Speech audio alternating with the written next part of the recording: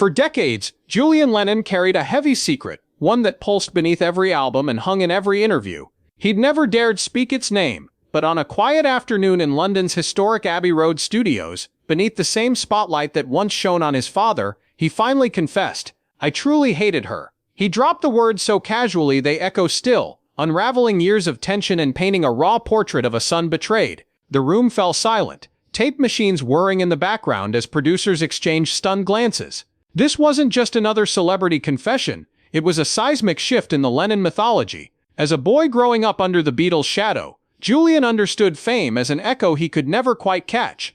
His earliest memories shimmered with laughter and chords, but also bristled with absence. John Lennon, the icon, was often a distant name on magazine covers rather than a father at bedtime. Then came the woman whose name became a lightning rod for every family fracture, Yoko Ono. To Julian's young mind, she arrived like a storm, shattering routine and planting seeds of rivalry where there had once been warmth. For the first time, his home felt unsteady, foundations shaken by an outsider's power. By his teens, competition morphed into resentment. Julian watched Yoko and John slip into codes, inside jokes on distant islands, while laughter was sent to the halls. Each rare gift from his father became a reminder of his outsider status, each shared glance between parents a locked door he wasn't meant to open. He stormed out of the family's homes, seeking solace in London's underground music scene. Nights blurred into haze as he chased identity in guitar riffs and smoky bars. Each chord he played was an echo of his struggle, a cry against the woman who stole his father's heart. Music offered escape, but peace proved elusive. Julian poured his pain into songwriting, hoping melodies drown out ghosts of family dinners. He chased chords honest, lyrics that cut to his truth, yet every stage seemed a mirror reflecting his fractured past, reminding him he was forever tethered to the name Lennon. When his debut album dropped, critics hailed a voice, not just another Beatles offspring. But for Julian, each positive review carried an aftertaste. Praise felt like petrol thrown onto wounds, igniting memories of a home divided. He stood on international stages, yet every roar of applause reminded him of the silence that followed discord. In fleeting interviews and memoir excerpts, Julian dipped toes into confessions, cryptic lines hinting at hurt. "I envied their laughter," he once wrote, "like a visitor in my own life." Fans dissected each phrase, chasing hidden meanings, but Julian held back a vital revelation until the cameras were off and the tape stopped rolling. That moment arrived during a retrospective marking 50 years since the Beatles' last studio album. Critics expected nostalgia, a stroll down memory lane filled with classic sound snippets. Instead, cameras lingered on Julian's eyes as he leaned forward, voice low, revealing the truth that had eluded every therapist and headline seeker alike. He paused, inhaled the weight of his confession, spoke it. "I truly hated her." The words cracked through the echoing down the hallways of studio corridors and into global living rooms worldwide. In that pause, millions gasped. This wasn't judgment of a figure, it was the gut-wrenching honesty of a son admitting raw pain. Reactions flooded social media and newsrooms. Shock, empathy, debates. Some condemned Julian's harsh declaration as cruel, defended his right to speak his history. Psychologists weighed in, unpicking layers of childhood abandonment and betrayal. Yet beneath every headline, one simple truth shone through. This was not a soundbite, it was the unraveling of a long-silenced voice. In the days that followed, Julian retreated into contemplation. He revisited childhood homes, leafed through photographs, and relived family audio tapes. Confronting every recorded laughter and every silent pause, he pieced together a narrative of abandonment and longing. Then he could understand why hatred had lodged itself so tightly in his memory. Understanding led Julian to a realization. Hatred was a symptom, not a solution. He reached out, guilt flowing like a river he'd dammed for years. Through letters and phone calls, he connected with Yoko, the woman he'd painted as the villain. In silence and apology, they began to rebuild a fractured family bond. Julian's journey shows that hate can feed on absence, but also that empathy can rise from the ruins. In the section, we'll explore how this confession transformed his music and relationships, setting him on a path of healing and rebirth. Stay tuned as the story unfolds beyond words. Those 4 simple yet explosive words cracked open a door Julian had kept bolted for decades. In a rare, unfiltered interview, he sat alone in a softly lit room, voice steady but edged with trembling honesty. He spoke of mornings waking with a knot in his chest, haunted by unanswered questions about a woman whose influence eclipsed his childhood. He admitted that every beat of resentment had pushed him farther from the father he adored, until hatred settled in his heart like unwelcome furniture. When he finally let the words slip, "I truly hated her," they carried the weight of unspoken tears and buried anger. That confession didn't just shock a global audience, It shattered the shackles of silence and ignited a conversation about family, legacy, and forgiveness. In the days that followed, Julian sought out the one person at the center of his storm. He arranged a meeting with Yoko Ono in a neutral space, a quiet gallery filled with her sculptures and paintings. It was there, amid floating panels and reflective glass, that he confronted the woman he blamed for tearing his world apart. The conversation started in tense silence. Two figures from rock history, one haunted boy and one unapologetic avant-gardist. He struggled to articulate decades of pain. She listened with haunted patience, her eyes soft as she offered apologies that felt both overdue and strangely inadequate. She spoke of her own battles, of the loneliness that accompanied her art and activism, and confessed she had never intended to hurt a child. In that fragile exchange, Julian faced the truth that Yoko's presence had been less a weapon than a catalyst. She invited his father to reinvent himself, and he had followed, unmooring his first son in the process. Afterward, Julian returned to the house where he grew up with his mother, Cynthia, now a woman whose gentle strength had shielded him through heartbreak. She recalled midnight tears as her son watched their family disintegrate, the way his small voice cracked when he asked why his father chose another life.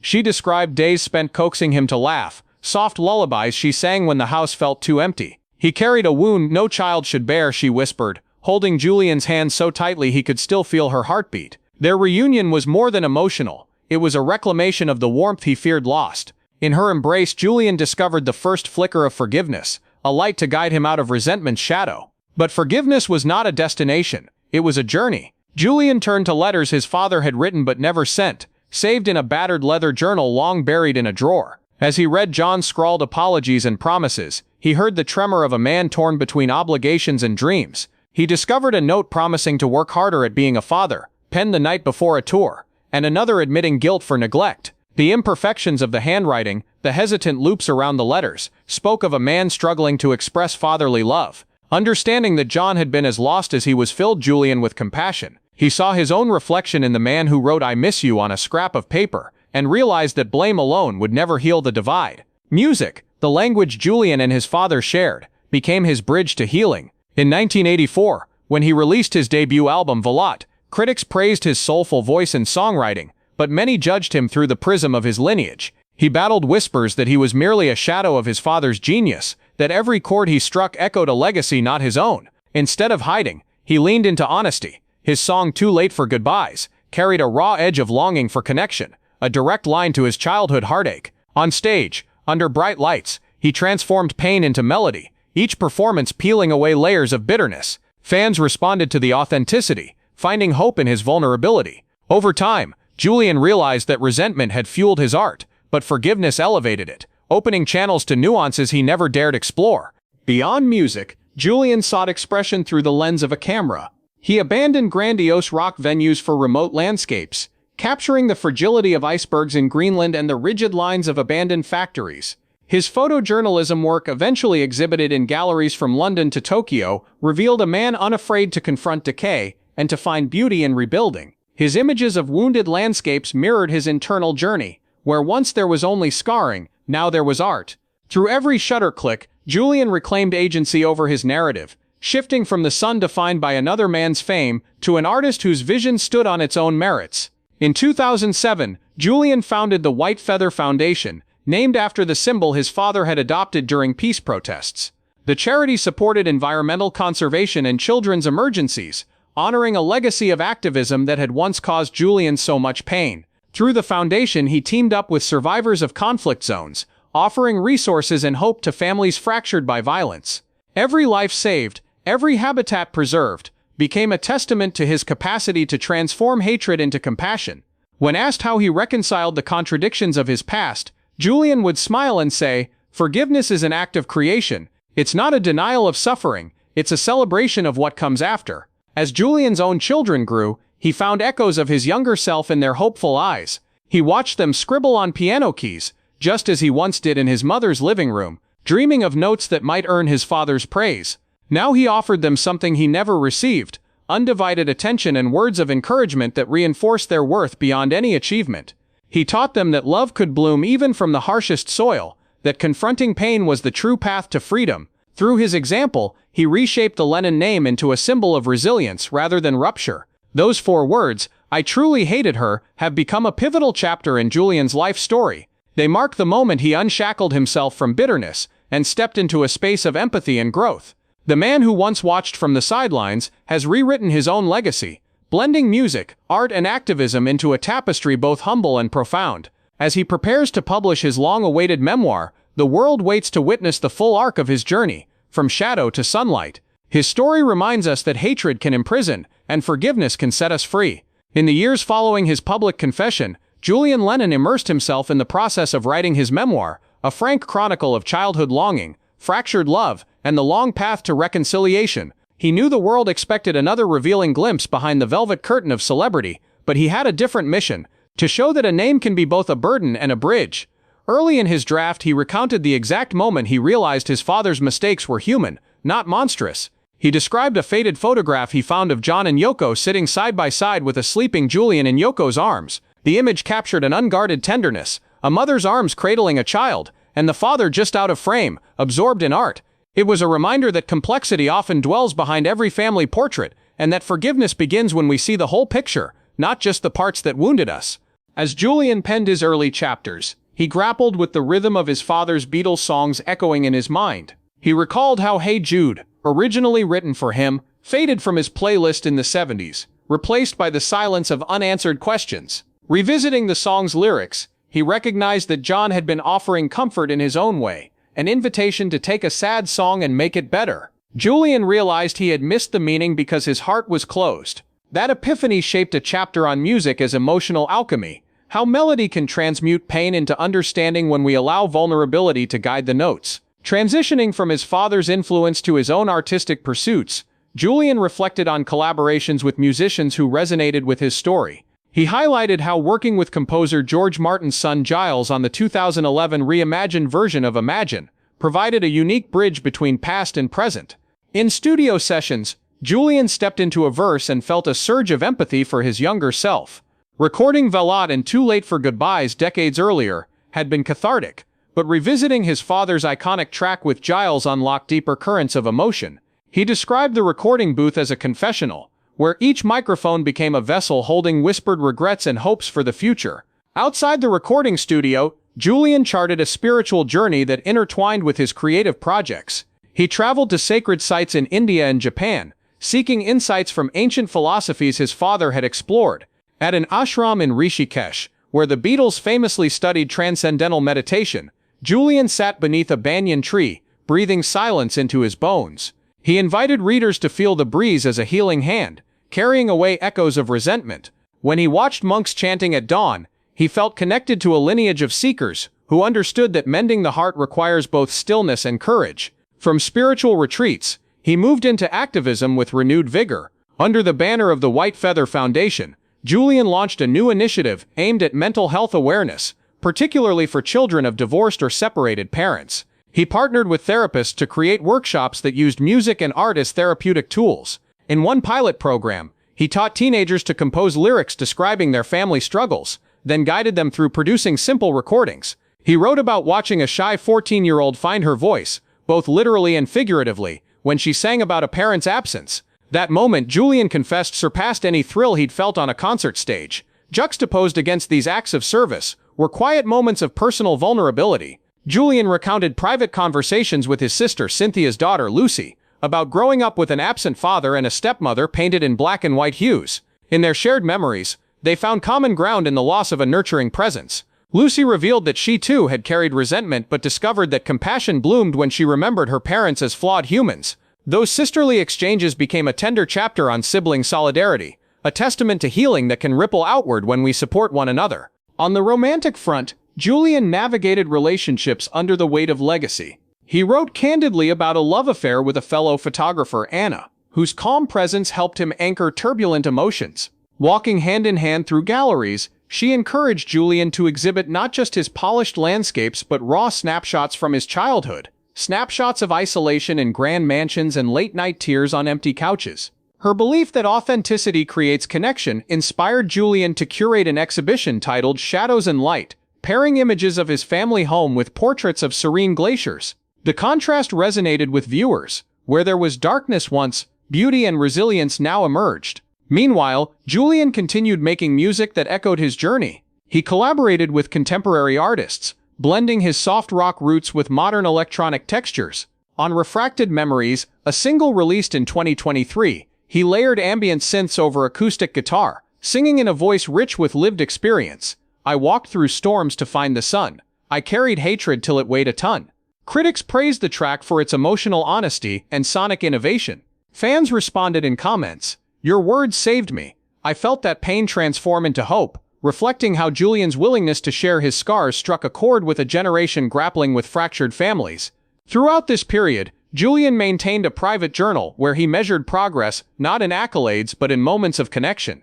He recorded nights spent listening to children in his foundation's programs, humming old Beatles tunes, turning painful refrains into healing reprise. He noted tears shed by volunteers after hearing his confession on global television, proof that vulnerability can catalyze collective empathy. In his memoir draft, he included excerpts from these journal entries, inviting readers into the quiet corners of his continued evolution. As the final chapters of his book took shape, Julian faced the challenge of weaving together the many threads of his life: childhood anguish, artistic creation, activism, and hard-won forgiveness. He structured the conclusion around a single family gathering held in 2024, where John's close friends, surviving Beatles members, and Yoko herself attended a private reading of his memoir excerpts. In that living room illuminated by candles, Julian felt the weight of history shift. He remembered crying as he read the passage, "I truly hated her," then looking up to see Yoko's eyes glisten with tears, not of shame, but of shared humanity.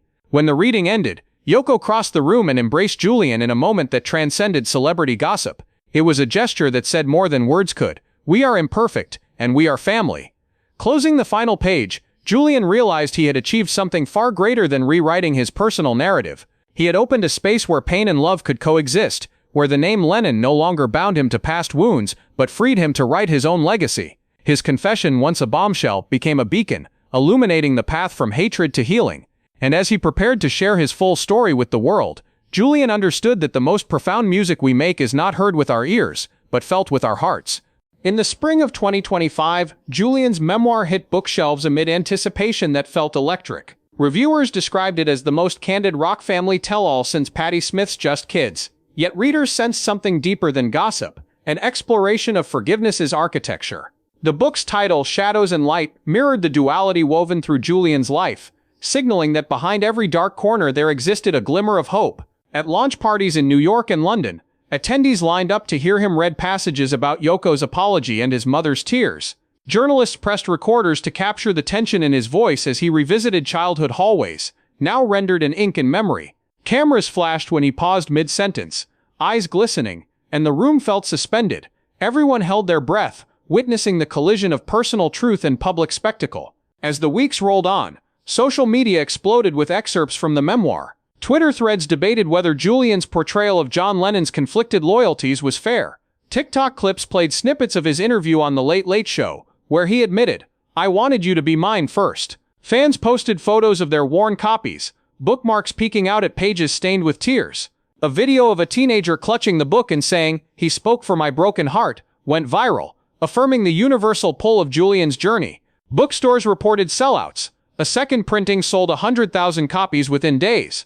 Critics who once dismissed him as Lennon's shadow now praised him as a voice in his own right, a man who turned resentment into art and pain into purpose. During this period, Julian embarked on a promotional tour that felt more like a pilgrimage. He visited the Liverpool childhood home, now preserved by a heritage trust, stepping gingerly through rooms that once reverberated with Beatles rehearsals. Journalists followed as he touched the wallpaper his mother once peeled to soothe his nightmares. He walked across Penny Lane, imagining a postcard-perfect version of his youth, before pausing at an unassuming pub where he and a teenage John once shared beers. He described in interviews how nostalgia could sting, but that reclaiming those streets helped him reclaim himself. Every anecdote drew applause and empathy, reinforcing that Julian's story belonged not just to Beatles mythology, but to anyone who'd ever grappled with a parent's absence. In Los Angeles, he staged moderated panel discussions with therapists who specialized in family estrangement. He sat beside experts to emphasize that resentment taints creativity when left unchecked. One therapist noted that Julian's admission, "I truly hated her," served as an archetype for suppressed grief, giving listeners permission to voice their own buried frustrations. A mother in the audience hugged him after the event and whispered, "My daughter needs to hear this," reminding Julian that the ripple effect of honesty could sweep across generations. In each city, he tailored his message. In Tokyo, he spoke of societal pressure to maintain harmony, and how vulnerability can fracture that ideal. In Sydney, he stressed the need for healing rituals he'd learned while photographing remote tribes. Though the context shifted, the core remained, confronting darkness with truthful light. Julian's creative endeavors blossomed alongside his memoir's release. He collaborated with a visual artist collective to produce a series of multimedia installations, titled Resonance, that melded audio recordings of his childhood piano improvisations with projected photographs of ice floes melting. Viewers stepped into dim rooms, where the hum of synthesizers underscored images of crumbling walls, metaphors for emotional breakdowns. At the installation's openings, Julian spoke about reframing trauma. What once felt like a prison becomes a canvas. Critics contested the work's abstraction, but most concurred that it captured the fragile balance between despair and redemption. Through art, Julian demonstrated that silence need not be an absence, but a medium for transformation. Meanwhile, his relationship with Yoko Ono continued to evolve. In a heartwarming turn, they publicly reunited at a charity gala for peace and children's rights. Photographers expected stiff formality, but instead captured genuine smiles as they discussed how their joint foundation would fund mental health programs in conflict zones. On stage, Yoko reached for Julian's hand and acknowledged that mistakes born from love could leave lasting scars. He responded by praising her resilience. "Your art taught me to see beyond black and white." That moment became a viral GIF etched into the internet's emotional memory, a symbol that time and empathy can mend even the deepest rifts. By late summer, Julian returned home to his own garden in Malibu, where he and his partner Alona planted white feather blossoms as a living tribute to his father's legacy and the fragile peace he'd fought for. They installed a small recording studio overlooking the Pacific, planning an EP of new songs that would chronicle the final phase of his journey from resentment to release. He wrote lyrics about tides, how they pull us out to sea and bring us back to shore. His voice, seasoned by decades of highs and lows, resonated with authenticity. Producers praised his new demos as some of the truest rock ballads in years, songs that acknowledged pain without wallowing in it. As autumn settled, Julian prepared for a final public appearance. A televised conversation with his sister Lucy, broadcast live from Strawberry Field in Liverpool. They discussed growing up under Lennon's shadow, and how shared experiences forged unbreakable bonds. Lucy confessed that reading her brother's book had offered her permission to forgive herself for anger she'd held onto. Together, they unveiled a plaque commemorating children affected by parental separation, vowing to channel their mutual legacy into healing. The segment closed with a gentle acoustic performance of Hey Jude, Julian dedicating the song to every person waiting for someone to say, "It's gonna be all right." In these months of creativity, confession and community, Julian redefined his place in the Lennon saga.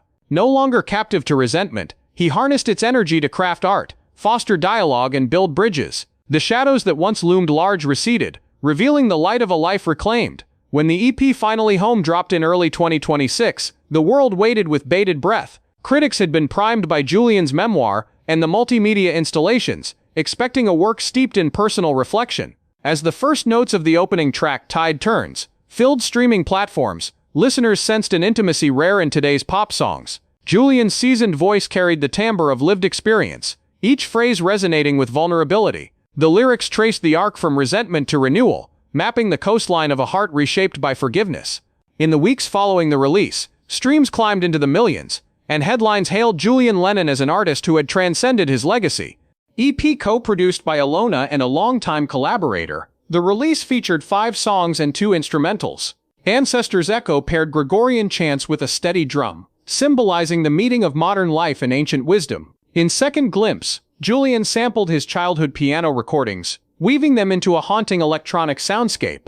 The title track, Finally Home, stood out as a gentle acoustic ballad, offering space for reflection and communal healing. Listeners praised the minimalist arrangement that allowed Julian's voice to carry every subtle emotion. Even seasoned executives at his label admitted they had never heard anything quite like it. Reviews underscored the project's artistic ambition. Rolling Stone noted that Finally Home felt like a communion of art and apology. Pitchfork awarded a strong score, praising the EP's emotional transmission and inventive production. NPR's Morning Edition ran an in-depth feature, exploring how Julian had turned personal confession into universal catharsis. Each review reiterated a theme. Julian Lennon had stepped from the long shadow cast by his father to forge his own creative path. The narrative of healing continued to captivate both critics and fans, who found in his songs echoes of personal journeys. Fans took to social media to share their experiences. On Instagram, videos of listeners singing along to Finally Home in living rooms and car rides went viral. TikTok creators remixed Tide Turns with home videos of family reunions and backyard celebrations. Many fans spoke of finding solace in lyrics that mirrored their own experiences of estrangement and longing. Comments poured in. "I never thought a song could make me cry and smile at the same time," wrote one user. Another declared, "Julian's honesty gave me permission to forgive." To support the EP, Julian embarked on a series of intimate performances in small venues. He called the tour The Return, hosting concerts in community halls and art spaces rather than stadiums. Each show began with a reading from his memoir, seamlessly segueing into a song that echoed the themes of the passage. Audience members described the atmosphere as akin to a group therapy session, with strangers sharing tears and applause in equal measure. Critics who attended remarked on Julian's humility. He wore simple jeans and a white shirt, inviting drink breaks and casual conversation between songs. This stripped-down approach reinforced his message that authenticity is more powerful than spectacle. Amid the tour, Julian debuted a short film shot by Alona that documented his creative process. The footage revealed late-night songwriting sessions, photo shoots in Iceland, and tender moments editing memoir drafts in his Malibu studio. In voiceover, Julian reflected on how facing hatred had unlocked new wells of creativity. He described forgiveness as an act of courage, not concession. Viewers saw him leaf through journal pages, pause over old family letters, and smile at unguarded memories. The film deepened the audience's understanding of how art had become Julian's vessel for transformation. Meanwhile, the documentary project Julian's Odyssey began streaming on a major platform, chronicling the full arc from estrangement to empathy. The series earned praise for its cinematic scope and emotional honesty. Episode 4, focusing on Julian's confrontation with Yoko Ono, became the most watched installment.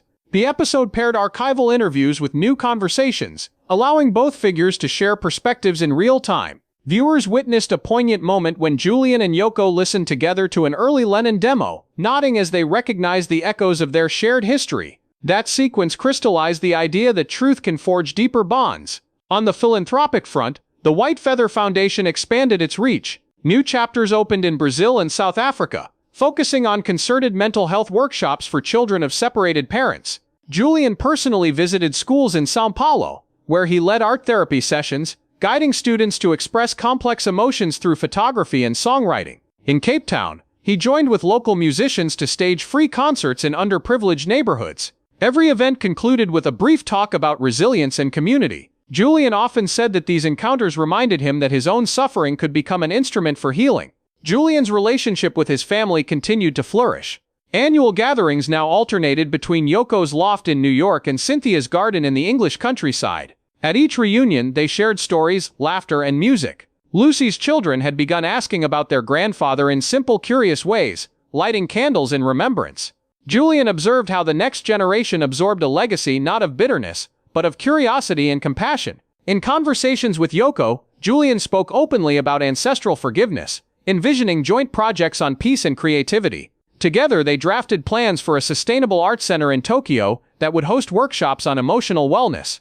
As Section 5 draws to a close, the narrative arc of Julian's recent life stands in clear relief. The EP Finally Home, the memoir Shadows and Light, the exhibitions and documentaries, they all converge into a portrait of a man who refused to be defined solely by pain. Instead, Julian Lennon harnessed his past to illuminate the present, forging a legacy rooted in empathy, artistry, and unbroken love. This chapter of his journey shows that admitting hatred can be the first step toward creating beauty. Stay tuned for Section 6, where we will explore the broader impact of Julian's transformation and consider what his story means for each of us. Every confession ripples outward, changing more than the one who speaks it. When Julian Lennon uttered, "I truly hated her," he shattered decades of silence, but more importantly, he invited all of us to examine the hidden grudges we carry. His journey shows that forgiveness is neither a weakness nor a concession. It's an act of radical self-liberation that can transform personal pain into collective empathy. In this final chapter, we'll explore how Julian's transformation resonates beyond rock royalty,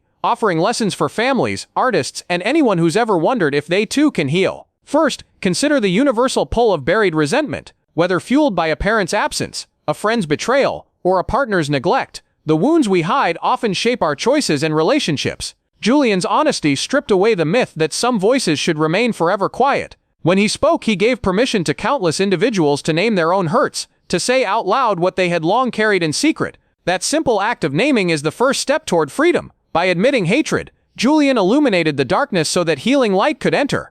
In families, the impact has been immediate. Therapists report an uptick in clients referencing Julian's confession when grappling with their own parental wounds. Support groups are using his story to spark conversations. Parents and children share essays, poems, and songs about their own struggles to connect and forgive. Schools have invited Julian's foundation to host workshops where students create artwork centered on reconciliation. His narrative reminds us that opening difficult dialogues can strengthen bonds rather than break them. For artists, Julian's arc serves as a blueprint for authenticity. In a world where social media often rewards polished perfection, his willingness to expose raw emotion stands out as brave and revolutionary. Musicians, writers, and visual creators now cite his EP Finally Home and memoir Shadows and Light as inspiration to embrace vulnerability in their own work. Across creative communities, emerging talents are launching projects explicitly devoted to trauma-to-hope journeys, podcasts, photo series, and even dance performances that chronicle the act of letting go.